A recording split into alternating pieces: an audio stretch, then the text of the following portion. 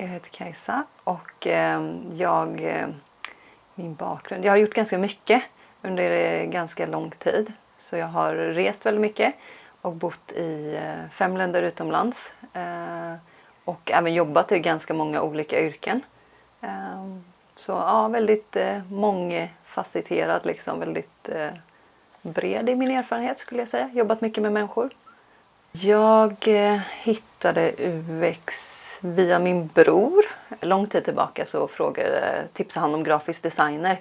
Men jag kände att det var liksom, handlar ju mycket bara om det visuella, att saker ska vara snygga. Så det kändes väl inte riktigt som min grej. Och sen tog det ganska lång tid igen. Och då började jag kolla lite mer och researcha. Och det jag tyckte då lät väldigt spännande med UX var att det är en sån härlig blandning mellan liksom, teknik och kreativitet och psykologi och pedagogik. Vilket jag tyckte skiljer sig då från det här med grafisk designer, då det endast är mer kanske kreativt och visuellt. Så jag kände med UX så kan man ändå göra skillnad och påverka på ett positivt sätt. Och det tilltalade mig. Och jag har ju innan gått en kandidat i hållbar utveckling. Så att jag såg det som ett sätt att jag skulle kunna kombinera de här 2 olika ämnena eller professionerna helt enkelt. Så. Det jag skulle säga att jag är nöjd med under det här första året är nog, jag tror faktiskt det handlar om dels hur vi har jobbat tillsammans i klassen liksom. Men det är ju inte enbart jag liksom. Men jag är nöjd över den stämningen vi har haft och att vi har hjälpt varandra så himla mycket. Och att det har känts väldigt kul liksom, att läsa tillsammans med alla klasskompisarna. Liksom. Det har varit väldigt spännande. Och annars så tycker jag att jag är väldigt nöjd över att jag har vågat liksom, gå ut på många event och meetups och liksom, möta mycket människor som är i branschen och fått lite de kunskaperna runt omkring som kanske inte skolan kan ge mig på samma sätt. Liksom. Det skulle jag nog säga att jag är väldigt nöjd med att jag har gjort faktiskt. Det känns som att det kommer hjälpa. Det som har varit lite svårt liksom, att förstå eller med UX och i skolan och sådär är väl hur allt hänger ihop. Det är så, eller så här också att det är så himla brett typ. Det tror jag inte jag fattar när jag började läsa UX, alltså bredden av det. Och det är väl det som gör det lite svårt för mig, att jag så här, vill väldigt mycket och vill liksom hela tiden utvecklas och lära mig mer. Och jag blir lite överväldigad typ, av all information och allt det här. Och försöka styra upp allt det här i huvudet. Typ. Vilken metod man ska använda när och liksom hur man ska liksom själva göra det här liksom UX-arbetet. Och hur ta sig an UX själv när man går ut i arbetslivet. Och det är ändå någonting. Det som var väldigt skönt dock var att vi hade en lärare, Victoria, som ändå sa till oss att så här, men i slutändan handlar det ju bara om att göra en produkt lätt att använda. Alltså det finns mycket begrepp och mycket teorier. Men när man liksom kokar ner det så är det vi ska göra. Så gör det inte svårare än vad det är. Så det är lite skönt, det brukar jag tänka tillbaka till. Men det är absolut att det är så brett och inte alla har kunskap om det. Och det innehåller så mycket. Och du ska också sälja det on top of liksom kunna det här ganska breda yrket. Så det är väl det som har varit lite så oj. Jag tror att en bra UX-designer är någon som ständigt vill utvecklas. Det känns som att det här är en bransch där det går väldigt fort hela tiden. Så om man har det drivet att man vill fortsätta utvecklas och så här, då kan man ju ta till sig de här nya kunskaperna som kommer hela tiden. Till exempel nu när vi har AI liksom. Då måste man ju liksom vilja lära sig om det. Det känns som att det är liksom key för att överleva då, i branschen om man ska säga så. Så att jag tror det. Och typ ödmjukhet kanske.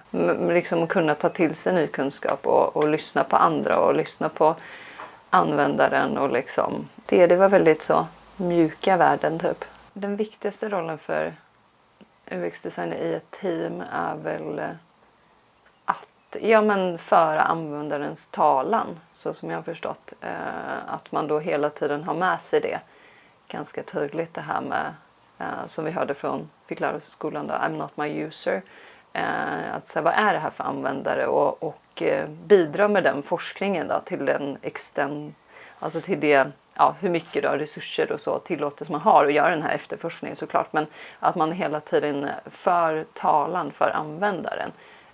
när man pratar med produktdesigners eller med utvecklarna eller sådär. Så det skulle jag ändå säga, det är nog det jag fått med mig mest. Liksom det här man pratar mycket om empati för användaren och sådär. Så det tror jag skulle absolut är nog det viktigaste en UX:are kan tillföra. Ja, men jag tänker att när jag är klar med utbildningen så vill jag jobba med, som jag sa innan, med UX inom hållbarhet. Så att, sen är det är väl inte helt tydligt liksom hur, på vilket sätt. Men jag har ändå sett att jag är övertygad om att det går, och jag har ju gjort en praktik sedan innan i en tech-startup som content writer då, men de höll på med en hållbarhetsprodukt. Och även nu till hösten så har jag praktik på Stratsys och ska jobba med deras hållbarhetsprodukt. Så jag hade ett möte med dem igår och satt och pratade med dem, och det kändes så himla roligt att få liksom bygga upp den här väldigt viktiga hållbarhetsprodukten. Bara jag läste om den så blev jag så himla taggad, för det kändes så viktigt liksom. Och det känns som att jag kan bidra med att göra skillnad liksom, via att göra UX på den här produkten. Så det är väl det. Jag hade jättegärna faktiskt också jobbat i en startup så småningom. Kanske inte med en gång, för det hade varit skönt att få lite mentorskap. Men startup är så himla roligt, för det går fort. Och det är mycket som händer och det är utmanande. Så det hade nog varit en dröm. Jag skulle inte vilja jobba med liksom, någonting som går emot hållbarhets liksom, perspektivet då. Det finns ju skillnad på att gå in i hållbarhet och liksom känna att man går in i en bransch som är lite kanske mindre hållbar, men du känner ändå att det här kan ju göra skillnad, jag kan påverka. Det kan jag tänka mig, för det är där man kan göra störst påverkan liksom. Men om jag går in i en bransch där det är liksom, dels kanske där det bara är, det spelar ingen roll vad det är för hållbarhetsinitiativ, det kommer fortfarande vara en smutsig bransch eller vad man ska säga ur det perspektivet. Så det vill jag ju inte. Lite svårt, för att jag har ju läst en del om företag och sådär, och konsultbyrå som riktar sig mot e-commercial och just den shoppinggrejen, och det känner jag också hade nog varit lite svårt för mig att gå in i, för att det hade helt berott på liksom vilken e-commercial det är. Men det är en svår, just den branschen hade varit svår också, för där det liksom går emot mina värderingar av den här hetskonsumtionen som ofta förekommer i samband med att man ska få folk att vilja köpa mer. Men absolut, det finns ju e-commercial och sånt som kanske är mer hållbara, har hållbara produkter, och då skulle jag gärna liksom vara en del. Eller om man då har möjligheten att vara i en sån bransch där man ändå kan, du jobbar med e-commerce, men du kanske kan påverka och få in liksom att användarna väljer mer hållbara val, frakt och liksom, så att det beror helt på. Men absolut, det finns allt som går emot hållbarhet, och mina värderingar för mycket hade varit jättejobbigt att jobba med i framtiden, tror jag. Då hade jag nog inte satt mig i den situationen. Våren 2027. Dels vill man ju känna att man gör något viktigt och gör skillnad, att jag brinner för själva produkten eller företaget eller vad jag är. Men sen vill man ju ha liksom människor runt omkring sig som känner att man kan utvecklas hela tiden och liksom fortsätta bli bättre på det man gör liksom. Så blandning mellan möten såklart, för man behöver ju hela tiden återkoppla och ändå få känna att jag har tid för designer, jag har tid för research och träffa användaren. En sån sund liksom blandning.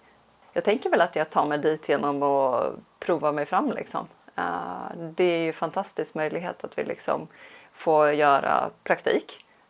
Så det ska bli jättekul att komma ut nu i höst och få testa på och se vad Stratsys är för företag. Och sen får vi ju se liksom om man vill vara kvar där, eller om man har möjlighet att vara kvar där andra lian, eller om man vill prova ett annat företag.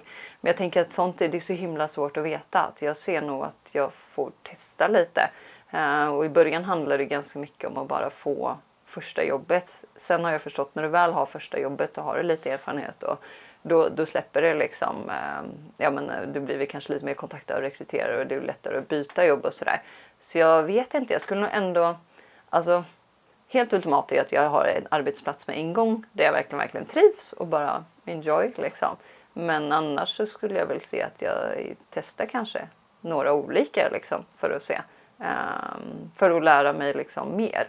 Men så länge jag känner att jag är på en arbetsplats där jag hela tiden utvecklas, då vet jag inte, då stannar jag väl där liksom. Så om det blir Stratsys eller ej, det vet man inte.